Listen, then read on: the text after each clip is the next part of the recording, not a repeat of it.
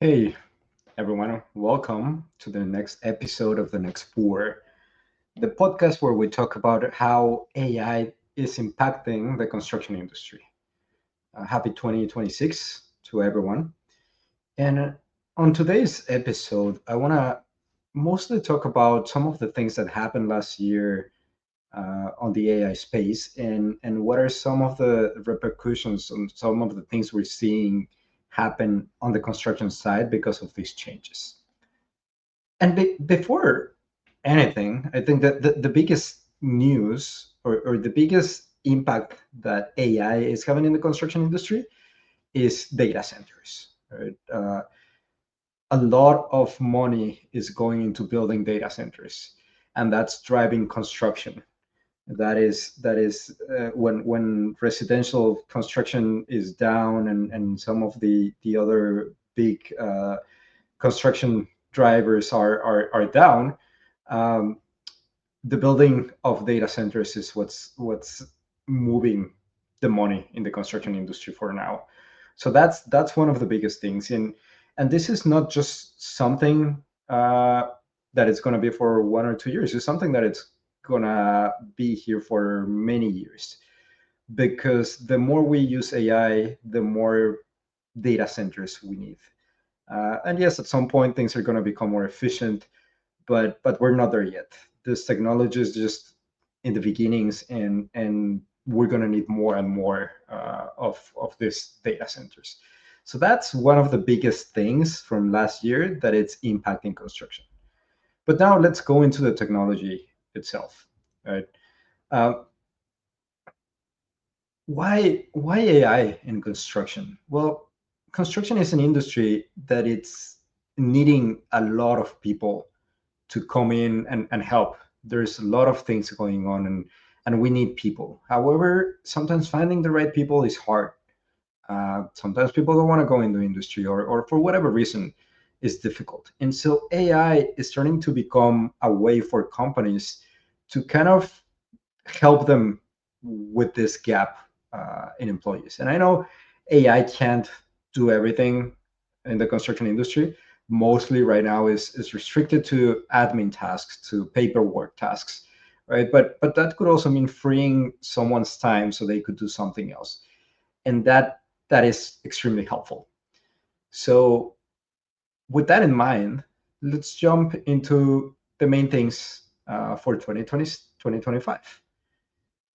In 2025 is the year when we went from generative AI, AI that was creating cool images, that was writing emails, to an AI that is agentic. AI agents became the big thing.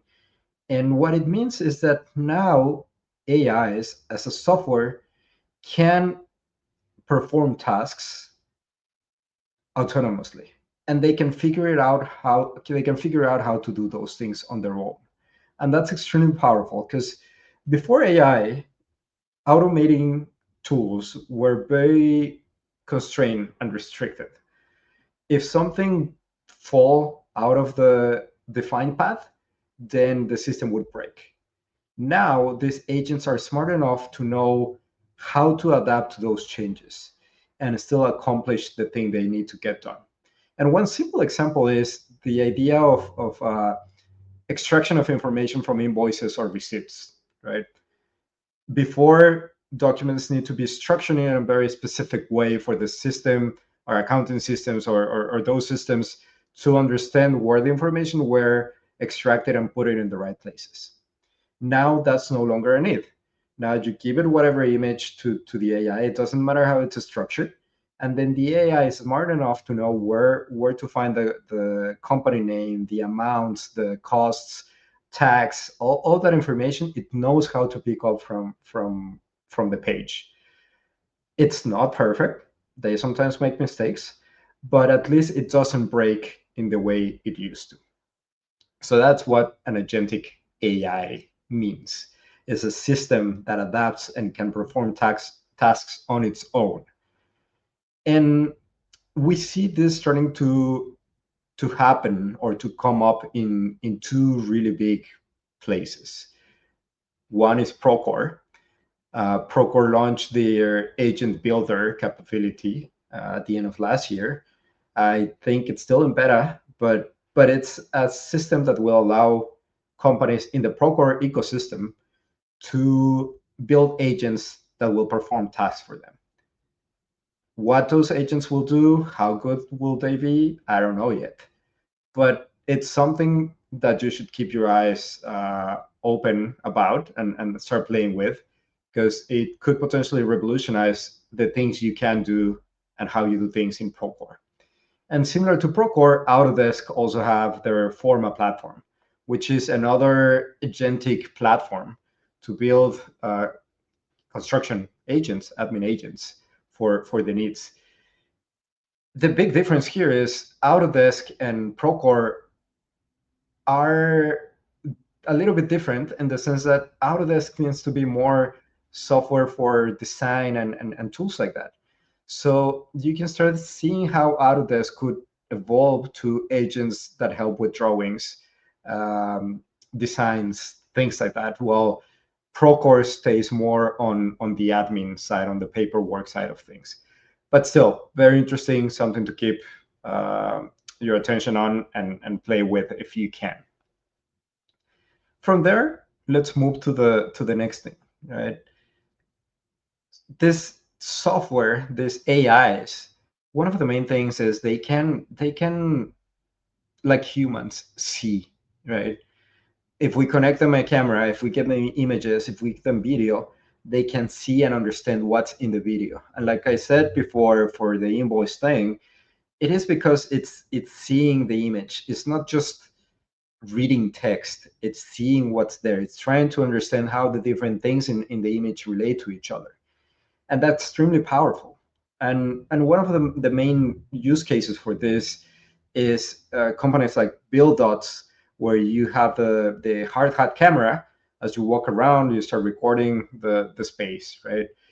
And still today, knowing progress at the construction site is one of the bigger issues, right? How do we track that? How do we measure that? It's something that it's hard. And these cameras are getting so, or these agents, these AIs are getting so good at understanding the visual, that now they're doing a really, really good job at relating that to a BIM model and knowing exactly where you are progress wise, and potentially finding issues early on before it's too late, before it's too expensive. All right. So now AI is moving to the seeing space, seeing video feed, but also this comes in the safety space, right? Because the same way as someone is walking around can be detecting potential safety hazards and flag them before before something happens. And BuildDots and companies using this have seen that they've been able to reduce 25% the workplace accidents, and they've been able to cut schedule delays. Sometimes they say 50%. I'm not sure about those numbers, but still, it's impressive what can be done. And also the more interesting thing is it doesn't require really people changing their habits, people doing something different, right? It just requires someone walking through the construction site, and it's something that the supers are doing already, the project managers are doing already. So they only need to have a hard hat camera, and this things are enabled just through that. So that's amazing. Um, the other place where I've seen this play very interestingly is in meetings, right? When you record the video of the meeting, now the system could analyze what's shown on screen and start extracting insights, but also writing better meeting minutes and things like that based on what's shown on screen, right? Because it's looking at the image, it's looking at the video, and it's using that information to have more context on what it generates.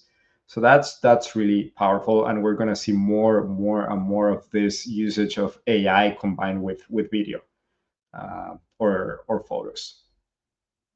The next place where now things are starting to combine more, right? So we started on the software, we moved a little bit to hardware when it comes to camera. Now we're augmenting that in robotics. A few years back, we were seeing the Boston Dynamic dogs doing dancing and doing things like that. But now robotics with AI is moving into the construction space. And this is, for me, one of the biggest potentials AI has in construction is the moment robots start becoming smarter and can be used on job sites. And one of the companies that is doing a really, really good job here is called Monumental. Um, they they have small robots that can do bricklaying, right? Applying mortar, placing bricks, and sometimes not building a robot that can do everything, right? Some companies are taking that approach where they're building humanoid robots to try to build another human. But I think sometimes that's extremely difficult because you need the things to be able to do many, many, many things. But you can have smaller task specific robots doing things, right? Robots that only paint, robots that only like here apply mortar or place bricks, right? That it's a more constrained activity where the robots can do a really good job. This, however, comes with a safety risk, right? Because now we have these machines moving independently, weighing sometimes a lot of kilograms, and you need to be careful. You need to make sure that the humans are safe when interacting with these machines. But also going back to the camera piece, right? Now some companies are starting to use cameras and other systems to create safety zones in construction sites by looking what's happening, and as soon as a human enters, the machine stops, right? Or an alert goes off. So these are different things where we see AI, but robotics is coming. I was according to Elon Musk, he plans to have his robots in 3 or 4 years everywhere doing surgery and things like that. I'm not sure. He's been talking about autonomous cars for many years and still haven't happened on the Tesla front. But I think specific robots are good. There's also the robots that are already printing blueprints on concrete floor, right? Mostly for very specific space sensitive construction, like data centers, hospitals, things like that. But it's something that it's there and it's helping a lot and it's saving a lot of time and money. And lastly, I think really what's starting to happen is now people have to start learning how to use AI, right? It's very different to ask an AI to write an email, to fix an email, to generate an image, than to ask an AI to manage a whole workflow. On the one hand, you need the expertise on the workflow, and that's something the construction people already have. But on the other, you need to know how to tell the AI to do these things, and that's not an easy task, but it's something that it's starting to become more and more and more necessary, right? And at some point, it's going to be like interacting with another human, where you need to explain things. We're going to have to explain things to the AI so it knows how to do things. So this AI orchestrator person, this AI orchestrator mindset is becoming really, really important. And 2025, with the evolution of AI, it's creating more and more of this type of persona. Someone who knows how to talk to the AI, who understands what the AI can't do, and how to get it to do the things you want always. So that's important. That's something that starting showing up last year, and it's going to keep going and going and going for the next few years. So you need to be able to manage a group, a fleet of AIs doing different things, right? But that becomes super powerful because now you can have 5, 10 AIs doing different things for you, while you just become a supervisor of them. So very, very interesting, all these things that are happening. 2026 is going to be more relevant on the AI space. Things are just escalating and building on top of the already amazing things that are out there. So we can expect to see many more super interesting use cases coming up in this next year. So that's it. Thank you so much for taking the time to listen to me, and I'll see you next week.